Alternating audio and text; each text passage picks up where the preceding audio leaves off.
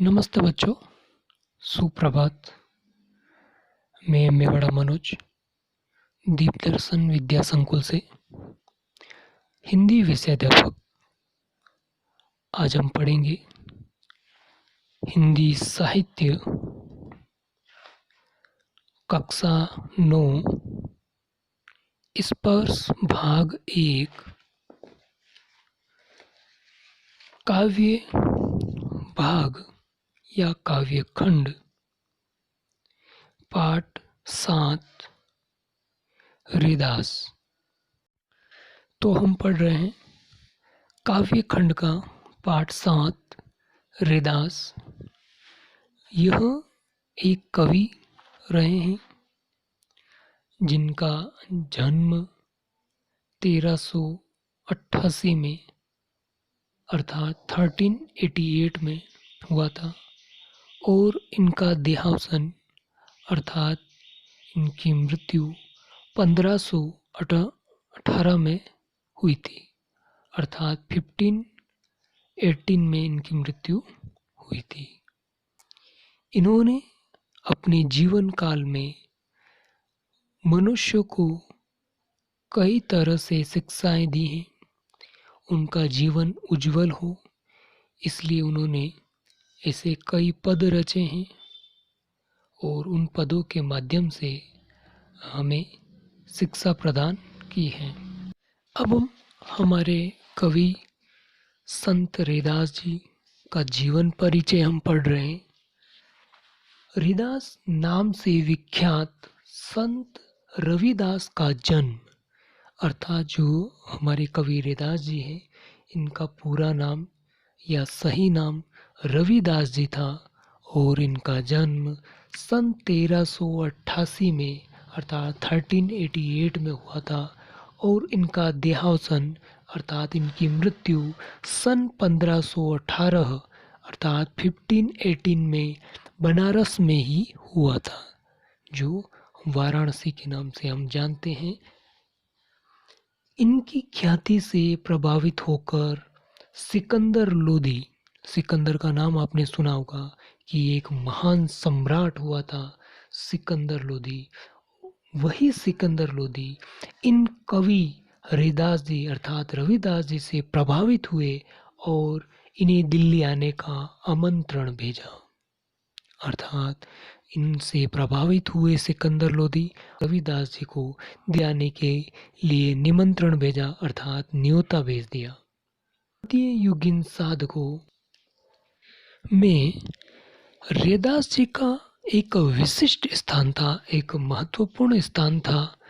कबीर की तरह रविदास भी संत कोटि के कवियों में गिने जाते हैं।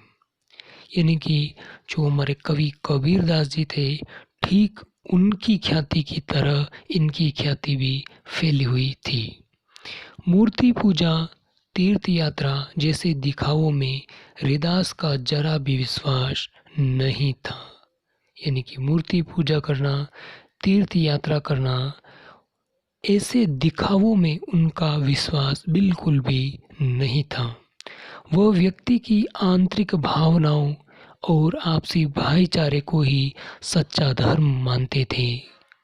अर्थात वह व्यक्ति के, इंसान के जो आंतरिक भाव है, आंतरिक भावनाएं हैं, उनको तथा आपस में भाईचारे और सहयोग को ही वह सच्चा और सही धर्म मानते थे और वो दिखावों में वो विश्वास बिल्कुल भी नहीं करते थे। कवि रविदास जी अर्थात रविदास जी ने अपनी काव्य रचना जो की है, उन काव्य रचनाओं में सरल और व्यवहारिक ब्रज भाषा का प्रयोग किया है। अर्थात उनकी जो भाषा थी वो एकदम सरल थी और व्यवहारिक ब्रज भाषा थी, जिसमें अवधी, राजस्थानी, खड़ी बोली और उर्दू फारसी के शब्दों का भी मिश्रण है। अर्थात उनकी जो रचनाएं थी, उनके जो पद हैं, उन पदों में उन्होंने अवधी भाषा का प्रयोग किया, राजस्थानी भाषा का प्रयोग किया और खड़ी बोली तथा उर्दू फारसी के शब्दों का भी इन्होंने प्रयोग किया। रैदास को उपमा और रूपक अलंकार विशेष प्रिय रहे हैं, अर्थात जो अलंकारों के अंदर उपमा अलंकार और रूपक अलंकार जो है उनको बहुत ही ज़्यादा प्रिय थे और इसी वजह से उन्होंने अपनी रचनाओं में, अपने पदों में इन दोनों अलंकार, कौन कौन से, उपमा और रूपक अलंकार का इन्होंने बहुत ऐसे प्रयोग किए हैं। सीधे सादे पदों में संत कवि ने हृदय के भाव बड़ी सफाई से प्रकट किए हैं, यानी कि उनके जो रचनाएं हैं, उनके जो पद हैं, उन पदों में हमारे कवि रैदास जी ने हृदय के भाव, यानी कि जो हमारे दिल के जो भाव है, हमारे हृदय के जो भाव है, उन भावों को, उन विचारों को बड़ी सफाई से अर्थात उत्कृष्टता से प्रकट किया है अपने पदों में। इनका आत्मनिवेदन, दयनीय भाव और सहज भक्ति पाठक के हृदय को उद्वेलित करते हैं, यानी कि इनकी जो रचनाएं हैं, इनके जो पद हैं, इन पदों में इन्होंने अपने आत्मनिवेदन तथा दयनीय भाव और सहज भक्ति पाठक के हृदय को उद्वेलित करते हैं। अर्थात जब पाठक अर्थात पढ़ने वाला इनकी रचनाओं को या इनके पदों को पढ़ते हैं तो उनके मन को उद्वेलित कर देते हैं उनके पद। रैदास जी के 40 पद सिखों के पवित्र धर्म ग्रंथ गुरु ग्रंथ साहब में भी सम्मिलित हैं। रैदास जी के 2 पद लिए गए हैं हमारे इस पाठ में, इस चैप्टर में।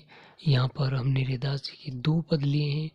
पहले पद में प्रभु जी तुम चंदन हम पानी, अर्थात जो रैदास जी हैं वो अपने इस पहले वाले पद में जो भगवान हैं, जो प्रभु हैं, उनको चंदन बता रहे हैं और अपने आप को यानी कि हमें पानी की संज्ञा दे रहे हैं। मैं कवि अपने आराध्य को अर्थात अपने प्रभु को, अपने इष्ट को, अपने भगवान को याद करते हुए उनसे अपनी तुलना करता है, यानी कि अपने जो भगवान हैं, अपने जो इष्ट है, उनको याद करके अपनी और भगवान की तुलना कर रहे हैं। उसका प्रभु बाहर कहीं किसी मंदिर या मस्जिद में नहीं विराजता, वरन उसके अपने अंतस में सदा विद्यमान रहता है। और रैदास जी अपने इस पद के द्वारा ये बता रहे हैं कि जो भगवान है, जो प्रभु हैं, जो हमारे इष्ट हैं, वो किसी मंदिर या किसी मस्जिद में नहीं बैठते हैं, नहीं विराजते हैं। वो तो अपने अंतर मन में अर्थात इंसानों के, जीवों के अपने अंदर ही, अपने मन में ही विराजित होते हैं या बैठते हैं या सदा वहीं पर वो निवास करते हैं। यही नहीं, वह हर हाल में, हर काल में उससे श्रेष्ठ और सर्वगुण संपन्न है। और इतना ही नहीं कि भगवान उनके अपने अंतःकरण में, अपने अंत मन में विराजित होते हैं, बल्कि वो हर हाल में, हर काल में उससे श्रेष्ठ और सर्वगुण संपन्न होते हैं। इसलिए तो कवि को उन जैसा बनने की प्रेरणा मिलती है और इसी वजह से, इसी कारण से कवि उनके जैसा अर्थात अपने इष्ट, अपने भगवान, अपने प्रभु के जैसा बनने की प्रेरणा उनको प्राप्त होती है। कैसे होती है कि भगवान जीवों के अंदर अर्थात अपने अंदर ही, अपने मन में ही वो विराजित होते हैं, वो कहीं भी मंदिर या मस्जिद में नहीं होते हैं और इसी वजह से उनको भगवान के जैसे इष्ट, अपने प्रभु के जैसे बनने की उनको प्रेरणा प्राप्त होती है या प्रेरणा मिलती है। दूसरे पद में भगवान की अपार उदारता, हमारा जो दूसरा पद है हरिदास जी का हमारे इस चैप्टर में, इस पार्ट में, तो उसके दूसरे पद में क्या बताया हरिदास जी ने कि जो भगवान है, जो इष्ट है, जो प्रभु हैं, वो बहुत ही उदार हृदय वाले होते हैं। यानी कि उनकी उदारता का कोई पार नहीं है, वो अपार उदारता वाले हैं। कृपा और उनके समदर्शी स्वभाव का वर्णन किया गया है इस दूसरे पद में।